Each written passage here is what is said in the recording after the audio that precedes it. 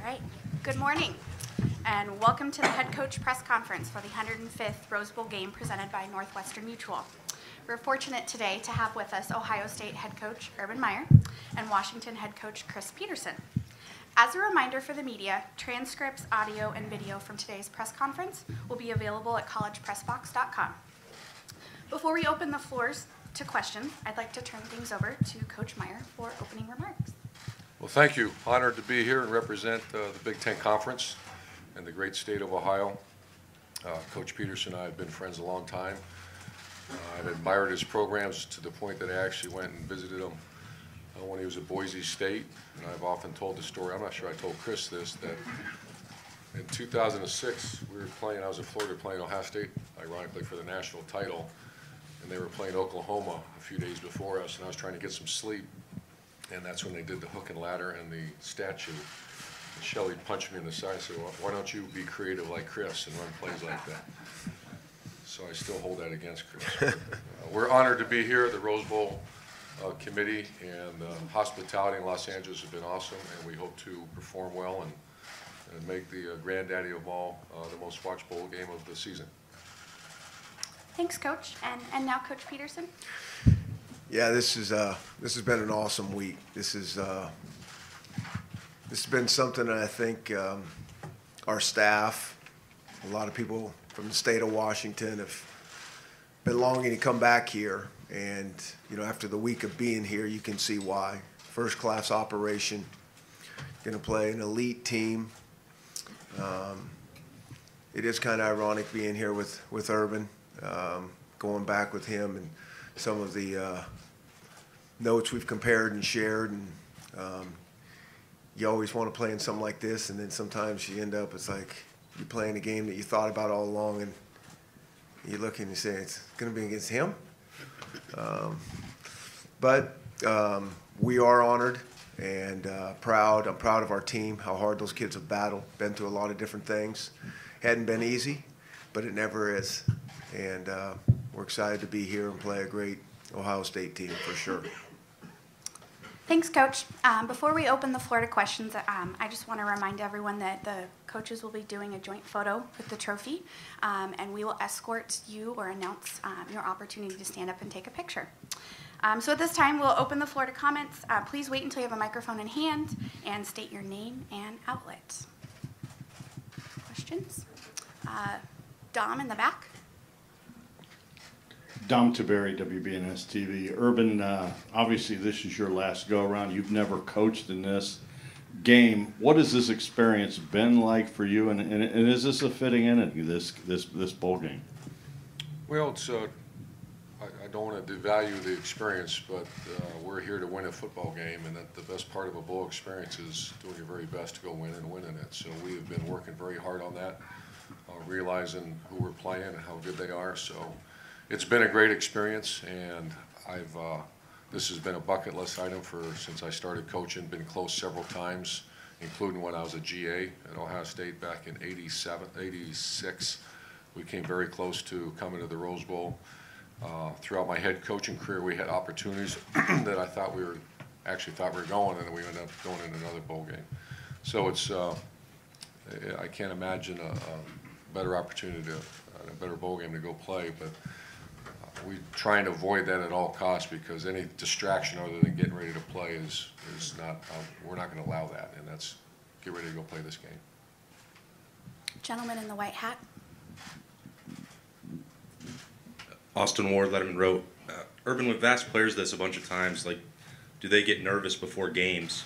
But I don't think I've ever asked you, do you get nervous for games, and does tomorrow and what it means make it any different for you? I don't think nervous is a strong enough term before a game. Deathly ill might be more appropriate. Yeah, you get very nervous, and once again, it's not about the coach, it's about the player. We do everything we do, really up to, we call it the 48-hour rule. Everything we do up until game time is to make sure they're not in that. But I don't want to speak for Chris, but we actually have talked about this over the years, and absolutely, what runs through a coach's mind is every scenario that happens. It's not fair to that player to not be prepared when that hits. And some people say, well, they just got to shoot from the hip, and we don't believe in that. We believe in trying to put them in those many positions as you can, so when it does hit, they know how to react. So nervous is probably not a strong enough word. Next question. Pink shirt, third row. Yes, Bill Rabinowitz from the Columbus Dispatch for Urban. You were inside the Rose Bowl yesterday for the first time, I presume, ever.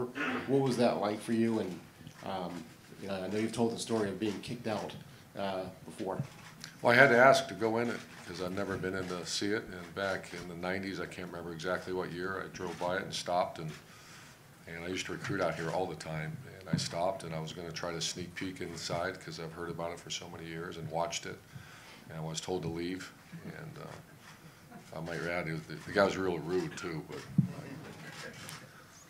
but it was awesome, you know. And I wasn't able to completely see the mountains, but I'm sure we'll see that. I keep hearing that tomorrow. Next question. Gentleman in the Ari Wasserman, The Athletic. Urban, I know that this is an important time for your team and for you personally. It's also a pretty big transitional period in terms of the program. How has Ryan Day handled this, and how have you seen people reacting to him? Are people different with him? Is he kind of changing into the head coach persona that you might see? Like, what's this transition been like? I couldn't have been better, you know, recruiting. I think Ryan and the staff absolutely did exceptional on signing date. You know, we didn't have the numbers, but the quality of players that we signed was, I know, top 2 or 3 in America. I know there were a couple at the end, but we also got a couple at the end. So I thought it's been phenomenal. You know, Bob Stoops is a great friend, and we actually talked about this. I can't imagine it's not every coach's dream to hand it off to someone that you really believe can make it stronger, and not a bunch of people lose their jobs. And you know, the foundation is so strong at Ohio State, the culture is so strong that, and it certainly wasn't me, it was all of us, and everyone's in place.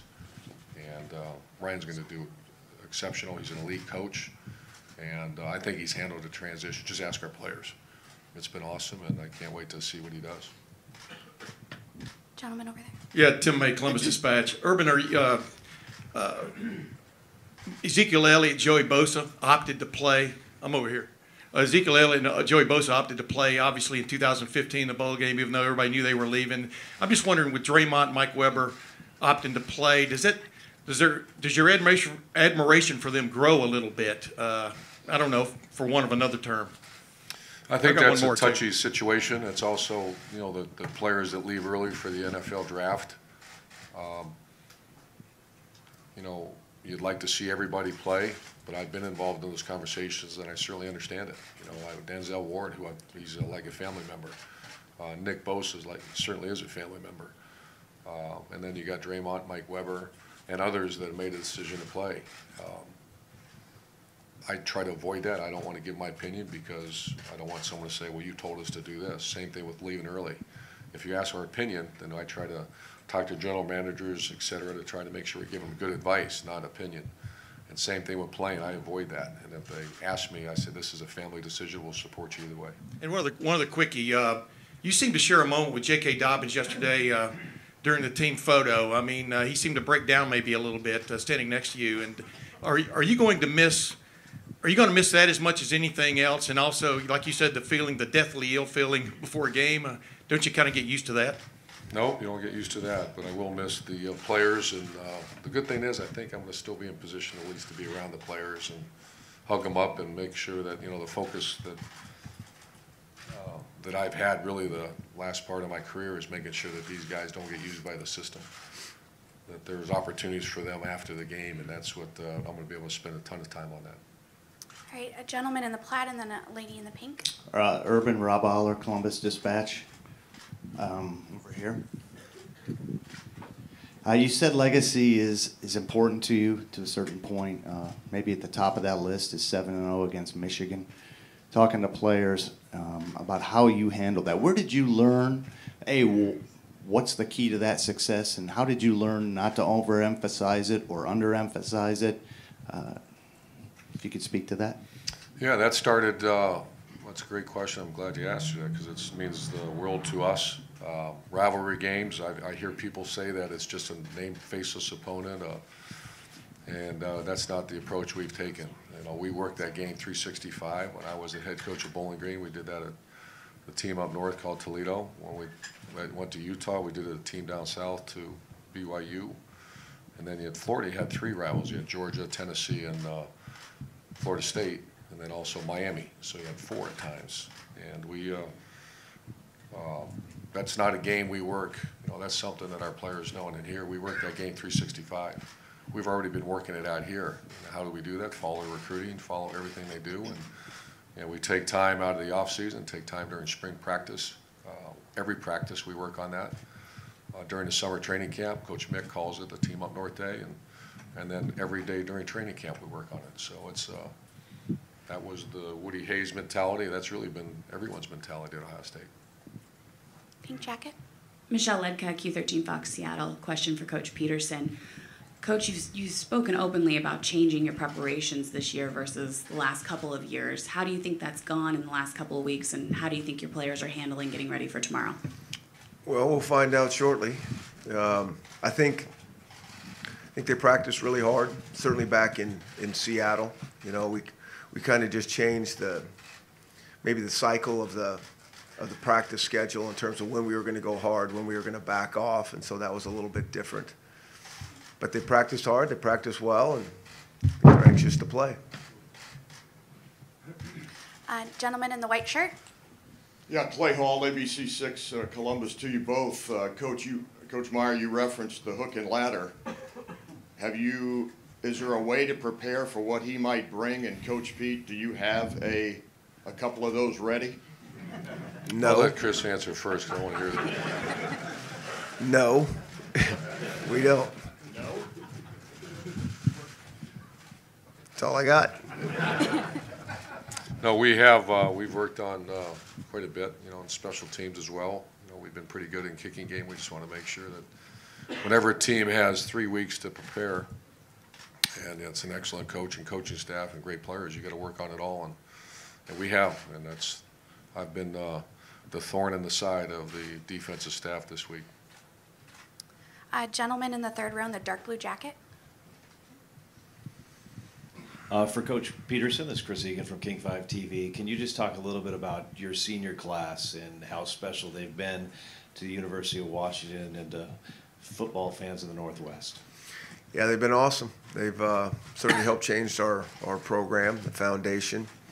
It's kind of interesting because I think there's, you know, one time there was like 10 of those guys that played as true freshmen. I don't know if they're still all with us. Some guys might have went to the NFL early and all those things, but you know, they've just done it the way we've asked, and they've stayed really focused the whole time, and they've been great kids and been awesome to be around. You know, it's really what you'd hope college football would be about. And you know, I think we've, as coaches, gotten as much from those guys, enjoyment, as hopefully they've got from us. And even if they haven't enjoyed it the whole time, I think that they'll, you know, reap the benefits of our preaching and harping on them on the things outside of football. Certainly along with the things on football that we've talked about for years now. Gentleman in the fifth row with bright blue. Ray Stein, Columbus Dispatch. Coach Meyer, in the month or so since you announced your intentions to retire, there's been a lot of talk about your legacy, and I know you're preparing for a game and recruiting for the next level. You were doing that for the next seasons. Have you given any thought to how you are going to be perceived as you're done? Do you consider that at all? And if not, how would you like to be remembered, I guess, as a Ohio State football coach? Well, just out of respect for our players and where we're at, I think that's inappropriate for me to even spend time thinking about that, because I've asked our players to shut it down. There's girlfriends, families, uncles, everybody coming out to visit right now, and I've asked them to shut it down. There's been talk forcing people like our quarterback to make decisions about the NFL, and I've asked him to just shut it down until after this game. The question you asked, you know, I'd be untruthful if I said that doesn't matter to me, because of course it does. And I think there'll be an appropriate time to have those conversations, certainly not the day before or the week of or the 3 weeks prior to the biggest game of this team's year. So it does matter, but at the appropriate time, and that's certainly not now. Gentleman in the third row with the gray sweatshirt. Chris, Dave Softy Mahler, KJR Radio Seattle. How much of a challenge is this week, honestly, what Coach Meyer just talked about with all the friends, family, parents, everyone coming down? How big of a circus, honestly, is this week to try and maintain and handle? It's kind of the same, it seems like, every year. The first few days of when you're on site feel pretty good. I mean, I think the guys are excited to be here. There's really not a ton of distractions going on. It's about last night, yesterday, when you really start to feel them, when the majority of the people show up, family, friends, and that can be really, really distracting to the guys. And that's where you get to the point where you're like, we just need to go play this game. Gentleman in the sixth row in the plaid. Doug Lane-Maurice from Cleveland.com. Chris, this is for you, but it's also kind of for Urban as well. You guys are the same age. I think you have the 2 highest active winning percentages in college football. Where you are right now, to get to this point, to be as successful as you both have been and be at these big-time programs, how much of it was luck? How much of it was circumstance? How much of it was hard work, the decisions you make of what you're going to do with your career? I know that's a great big question, but just here you are and you guys have done really well. How did you do it? Chris, if you could start with that. I think it's all those things. I don't think it's any one thing. You know, I think obviously starts with a lot of hard work, but there's no question you got to have some luck along the way.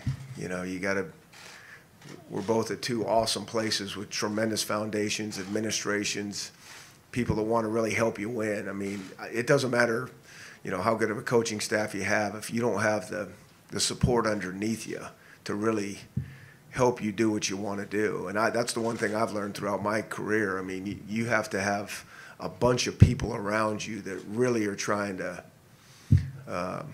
make this thing as successful as you are. You cannot do it with just a bunch of good players or a really good administration and not good enough players. I mean, it has to be the whole thing. And so I think, it's all those things you spoke about. Next question. Mark Wicker, Orange County Register. This is for Chris. Can you analyze the state of the Pac-12 right now? And I know you went to the college football playoff a couple years ago. Yeah, I don't know. I mean, there's been a lot of talk about all those things, and everybody's just trying to do the best they can and win the games. I think that's the analyzing of where these conferences are. Sometimes is cyclical. And I don't think the coaches think that much about it. They're just trying to do the best they can with the team that's put in front of you and put your best foot forward. Next question. Woman in the back corner. Thank you. Taylor Ashbrook, Buckeye Beat Report. This is kind of for both of you guys. I mean, you both were in the college football playoff just 2 years ago and had a chance to, meet up with each other in that national title game. And not only have you two not been back to the playoff, but the entire conferences for both of you guys have not been back to the playoff. Why do you think that is? And do you think there might be a systemic problem with the playoff that neither of your 2 conferences have been back in the past 2 years? I have strong opinions about all those things. I haven't had the time to really research it, and so I'm very cautious how I say those things. And we and I try to live under the premise that, BCD is blame, complain, and defend, and that's something we permeate through our program, is that don't lose a game then. It's very simple. You want to get to the playoff, don't lose a game. Now, is there other problems on schedule strength?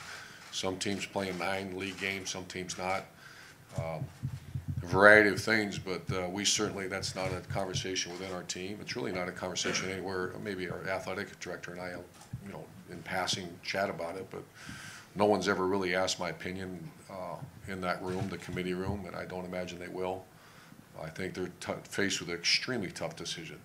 And we've been on the bubble every year, and one time we got in 14, and was it 16 we got in, and then the last 2 years we did not after winning our conference. So they have very strong opinions, but just not educated enough on everything that goes on.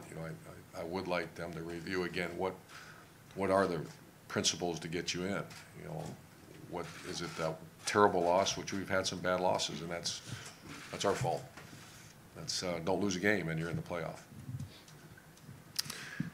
I agree. That's easier said than done. But that's, you know, when we were back at Boise, that's how it was. We just, for us to get, there was no playoffs then, but it was to get to a BCS game. And, you know, if you don't lose, we just always felt if you take care of your own business, it's going to work out how it's supposed to.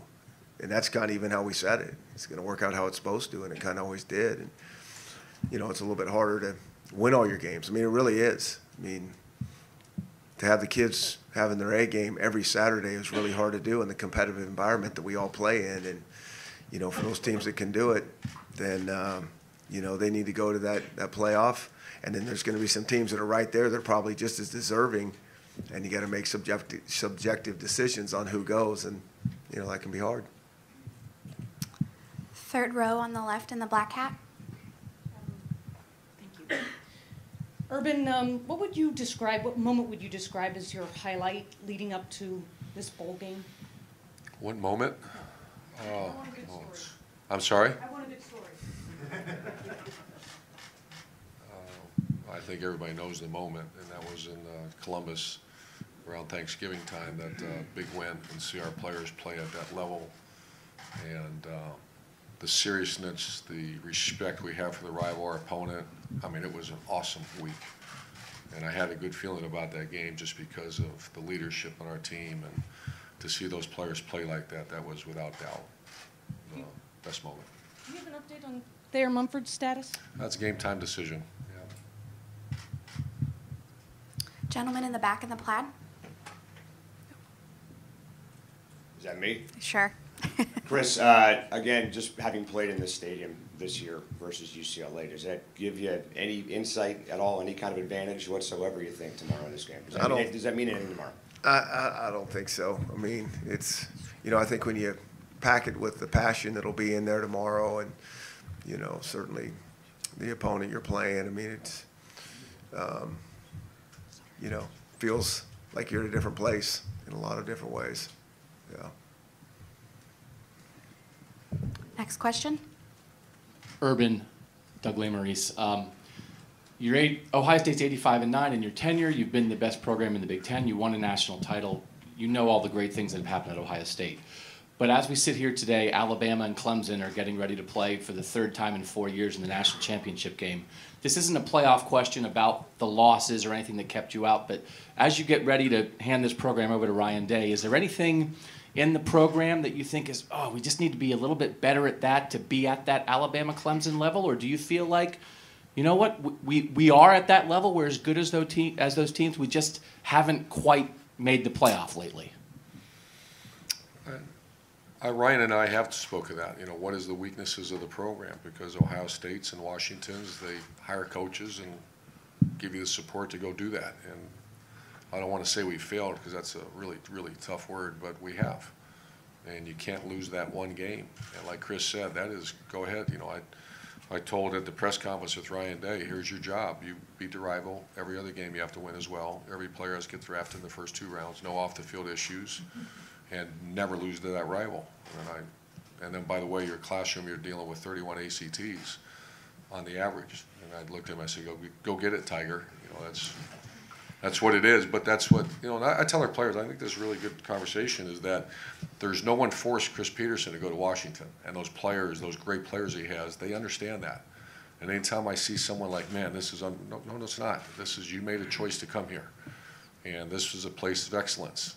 Well, we had a great year, 12-1, yeah, but we missed the ultimate prize. That doesn't mean we make everything so miserable around there. We thank them because they really gave great effort, but we're not embarrassed to say that we are at one of those programs that should be there. Next question in the back corner. All right, Coach Petersen, Lars Hansen from Routes.com. You brought in a couple of former players from Washington this week for the Rose Bowl. What did that mean to you to have them talk to the team, and just what did you glean from them and their talk to the team? No, there's some players down here, but we haven't had any of them talking to the team or anything like that. There's a function, I think, for, you know, some of the players that have played in the Rose Bowl and Husky legend type situations. So yeah. what does it mean to have all those players down here, and just all of the former Huskies coming Oh, back yeah. for this game? Yeah. Well, I think it's great. I think there's some great former Ohio State players here. I mean, it's just that's the nature of this bowl game. Both these programs grew up with this being the pinnacle of the season, and you know it's changed a little bit, you know, with the playoff system now. But if you're not going to be in that, I mean, what other bowl is there to be at? I mean, this is it. This is the history, the tradition, the respect that, you know, I mean, this is what college football is all about. One last question. Bill Rabinowitz again from the Columbus Dispatch for Urban. When you took this job 7 years ago, you had already won 2 national championships. Ohio State was Ohio State. When you look back at your 7 years here, what are you happy with, or what are you happy with what the program has achieved? Has this experience been everything you want it to be? Once again, there'll be a time to reflect. My initial response is absolutely. You know, this was never a job. This was very personal. Growing up a few hours from Ohio State, being a Buckeye as far back as I remember. I operated every day with a little bit of sense of fear because I never want to let people down, exclude the former great players that I idolized growing up, a state that I love, will always love, and a university that I've been passionate about since the day as far back as I can remember. So it has not been perfect, but to say that we worked, you can't tap us on the shoulder and say, boy, you just need to work a little bit harder, and there has been some great success, but yeah, I'm very pleased. And that concludes today's media availability. I appreciate everyone coming out, and coaches, thank you for your time. At this time, I ask that everyone remain seated. We are going to have the 2 coaches step over to the Leishman Trophy, and we are going to allow for a clean shot with videographers. We'll have about 15 seconds to capture that. After that, we will be excusing the first row of photographers for a clean shot, and then I ask that you please step back, and we will allow row 2.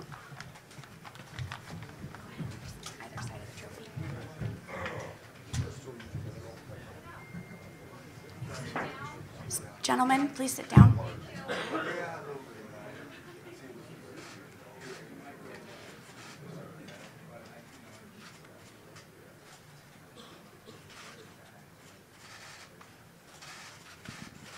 Okay, at this time, I'll excuse the front row